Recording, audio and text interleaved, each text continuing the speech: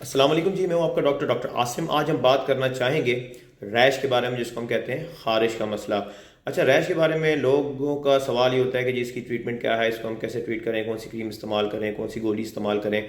Again यहाँ पर वही बात आती है कि जब तक हमें उसकी कॉज पता नहीं है, वजह नहीं पता, हम इसकी ट्रीटमेंट नहीं कर सकते। आर्जी तौर पर तो आप कोई भी एलर्जी की गोली खाते हैं या कोई भी एलर्जी की आप क्रीम लगाते हैं तो आपको जो आराम आ जाता है, बट फिर 2-4 दिनों बाद दोबारा वो नमदार हो जाती है, बिकॉज जब तक कॉज ट्रीट नहीं होगी आप इस मसले को ट्रीट नहीं कर सकते। सो उनकी जो वैसे तो रैश की बहुत सारी वजूहत होती हैं इनमें, बट जो कॉमन है हमारे माशरे में, मैं उसको आज डिस्कस करना चाहूँगा। सबसे पहले जिसको मैं डिस्कस करना चाहूँगा वो है आपकी स्कैबीज, जिसको हम खुश्क खारिश कहते हैं। खुश्क इसलिए कहा जाता है कि इसमें उम्मन हमें कोई दाने शाने नज़र नहीं आते। हाँ, जब खारिश की जाती है वो इंसान के अपने नाखूनों से छीलने की वजह से अगर दाने बन जाए, that is different thing. Otherwise हमें कोई नज़र नहीं आती और रात के टाइम ये खारिश ज़्यादा होती है और हमारी जो रानें हैं इन पर, उंगलियों के दरमियान, ठीक है, और वैसे कहीं भी किसी भी जगह ये जो है हो सकती है। स्कैबीज जो है इसकी वजह ये समझ लें कि एक जूं की तरह का कीड़ा होता है, मगर जूं से आप हज़ारों गुना उसे छोटा कर लें, सार्कोप्टस हम उसे कहते हैं, उसका इन्फेक्शन हो जाता है। वो इन्फेक्शन किसी भी शख्स को पहले से स्कैबीज हो उससे लग गया, उसके इस्तेमाल शुदा बिस्तर से, उसके इस्तेमाल शुदा कपड़ों से, ठीक है, तकिए से, वट एवर कॉन्टैक्ट से भी बाज़ दफ़ा ये हो जाती है। और अमूमन जब फैलती है तो पूरे घर में लोगों को लग जाती है और इसकी ट्रीटमेंट भी हमेशा जब करनी पड़ती है तो वो पूरी फैमिली एज अ होल, पूरी फैमिली की जाती है, ठीक है। उसमें फिर लगाने वाले कुछ लोशंस भी हैं, कुछ क्रीम्स हैं और कुछ आजकल गोलियों से भी उसको ट्रीट किया जा सकता है।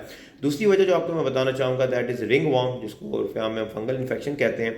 नाम उसका जो है मेडिकली हम टीनिया करके करते हैं। अगर वो सर पर है टीनिया कैपिटस है, अगर वो रानों के दरमियान है टीनिया क्लोरारिस हम से कहते हैं, पाँव पर है या टांगों पर है टीनिया पीडिस कहते हैं।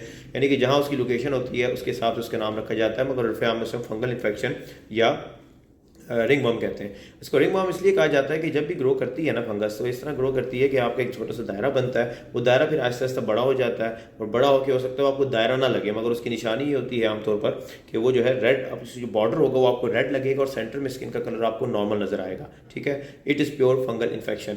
फिर उसकी ट्रीटमेंट डिपेंड करता है कि किस नोयत की है। बाज़ मेडिसिन, बाज़ दफ़ा क्रीम से काम चल जाता है, बाज़ दफ़ा हमें कैप्सूल्स वगैरह देने पड़ते हैं, बाज़ दफ़ा इंजेक्शन भी लगाने पड़ जाते हैं, डिपेंड ऑन द सीवियरिटी।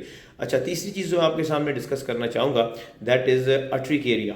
अच्छा, अब अट्रिकेरिया और चौथी चीज़ मैं आपको आपके सामने एलर्जी को डिस्कस करूँगा। दोनों थोड़ी मिलती जुलती चीज़ है, मगर अट्रिकेरिया एक स्पेसिफिक है जिसमें हाइव्स बनते हैं, जिसको हम अपनी देसी ज़बान में कहते हैं तरफड़ का बन जाना, ठीक है ना।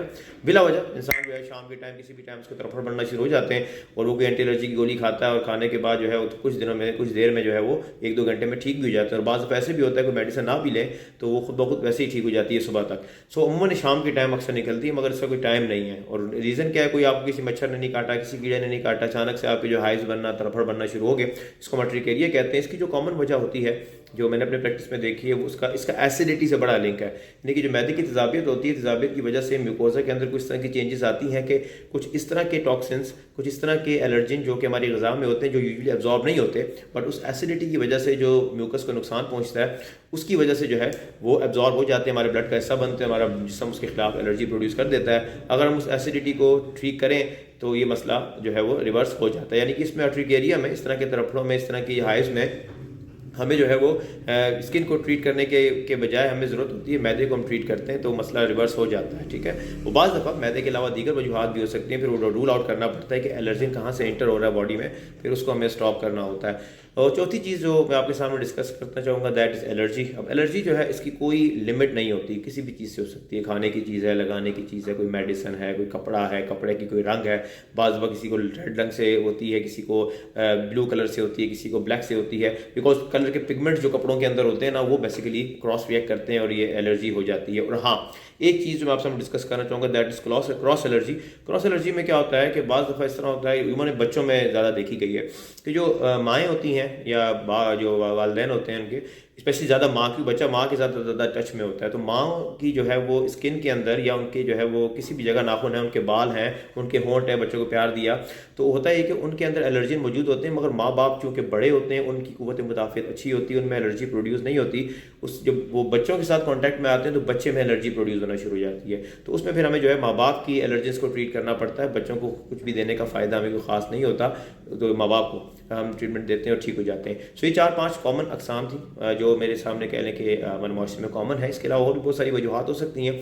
मज़ीद तफसीलात के लिए या अपना कोई भी मसला अगर आप डिस्कस करना चाहें तो आप मेरी क्लिनिक भी आ सकते हैं इस्लामाबाद बैरी टाउन में, और अगर आप चाहें तो ऑनलाइन कंसल्टेशन भी मैं देता हूँ।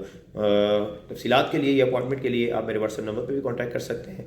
इजाज़त दीजिएगा, आपका डॉक्टर आसिम।